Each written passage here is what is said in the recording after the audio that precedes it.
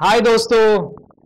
तो दोस्तों, आप सभी कार में तो बैठे ही होंगे और मेरे ख्याल से आप सभी ने एबीएस, ईबीडी, ट्रैक्शन कंट्रोल और ईएसपी के बारे में सुना होगा। तो आज मैं आपको उसका उपयोग बताता हूं। तो चलिए शुरू करते हैं।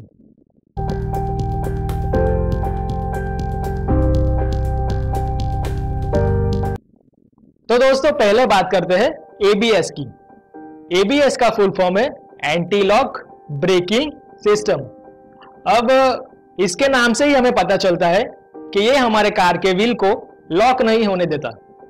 अब मान लीजिए आप स्मूथ सरफेस पे जा रहे हो, जैसे कि आप आइस पर जा रहे हो या वेट सरफेस पर आप गाड़ी चला रहे हो, और कुछ कुछ कंडीशन में अगर हम नॉर्मल हमारे रोड पर गाड़ी चला रहे हैं तो मान लीजिए बीच में कुछ ऑब्स्टेकल आ गया तो हमें ब्रेक लगानी पड़ेगी, हमें ब्रेक का पूरा पैडल दबाना पड़ेगा। अगर मान लीजिए हमने ब्रेक का पूरा पैडल दबा दिया तो अब विदाउट एबीएस वाली कार में क्या होगा, हमारा सभी व्हील लॉक हो जाएंगे और कुछ हद तक हमारी गाड़ी स्लाइडिंग होना शुरू हो जाएगी, हमारी गाड़ी ड्रैग होना शुरू हो जाएगी। अब स्लाइडिंग तो कोई अच्छी बात है नहीं और उससे तो हादसा भी हो सकता है। तो अगर मान लीजिए अब आपकी गाड़ी में एबीएस है तो एबीएस क्या करेगा, भले ही आपने ब्रेक का पूरा पैडल दबा दिया बट एबीएस आपके सभी व्हील को लॉक नहीं होने देगा। वो ब्रेक लगाएगा फिर रिलीज करेगा, फिर लगाएगा फिर रिलीज करेगा। सो आपकी गाड़ी जल्दी रुकेगी और आपकी गाड़ी स्लाइडिंग नहीं होगी। सो आपकी गाड़ी स्लाइडिंग होने से बच जाएगी और आपके साथ हादसा नहीं होगा। तो ये बात हुई एबीएस की। अब बात करते हैं ट्रैक्शन कंट्रोल की।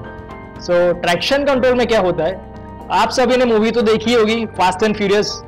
तो उसमें हीरो क्या करता है, रेस के स्टार्टिंग में गाड़ी उसकी वही खड़ी रहती है बट उसके पीछे के व्हील घूमते रहते हैं और उसमें धुआं निकलता है। सभी ने देखा होगा ये। तो बस उसको कहते हैं ट्रैक्शन कंट्रोल बिना की कार।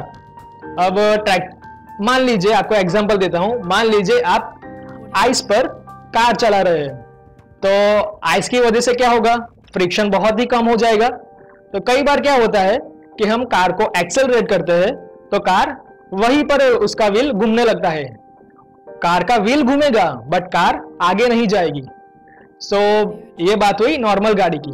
अब मान लीजिए आपकी गाड़ी में ट्रैक्शन कंट्रोल है तो ट्रैक्शन कंट्रोल सिस्टम क्या करेगा, एक्सेलरेट करेगा फिर ब्रेक लगाएगा, फिर एक्सेलरेट करेगा फिर ब्रेक लगाएगा। तो उससे होगा क्या, आपकी गाड़ी धीरे धीरे आगे मूव होगी। सो आपके गाड़ी के व्हील एक ही जगह पर घूमते नहीं रहेंगे, आप आगे मूव कर पाएंगे। तो ये बात हुई ट्रैक्शन कंट्रोल की। अब बात करते हैं ईबीडी की।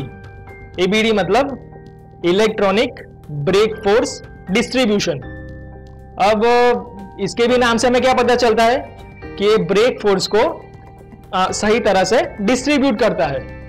तो चलिए मान लीजिए आप अपनी कार में जा रहे हो, आपकी एक एसयूवी कार है, आपकी बड़ी कार है।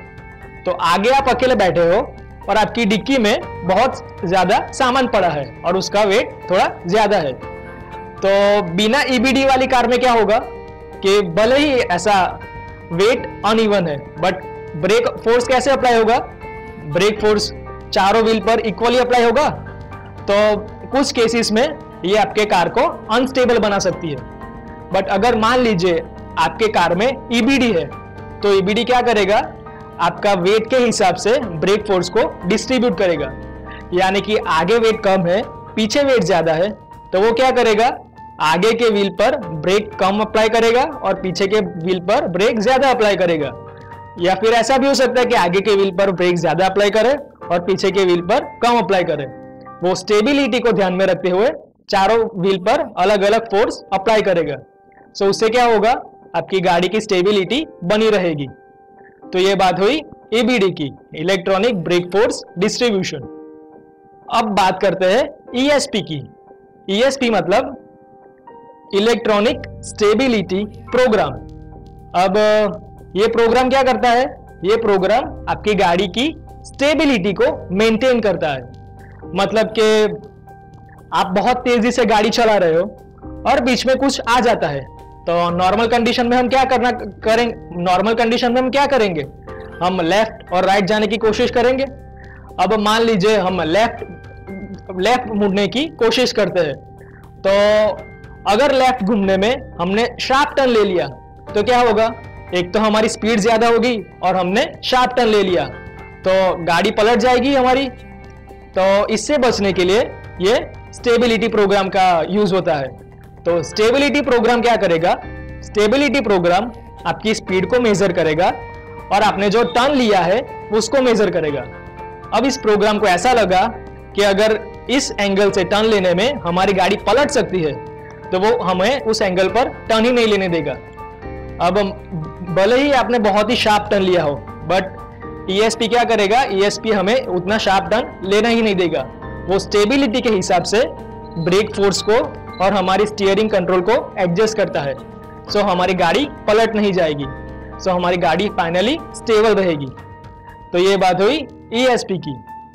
सो दोस्तों, आई होप आपको पता चला होगा ABS के बारे में, EBD के बारे में, ट्रैक्शन कंट्रोल के बारे में और ESP के बारे में। तो दोस्तों, आपको वीडियो अच्छा लगा हो तो लाइक करना, शेयर करना, चैनल को सब्सक्राइब करना।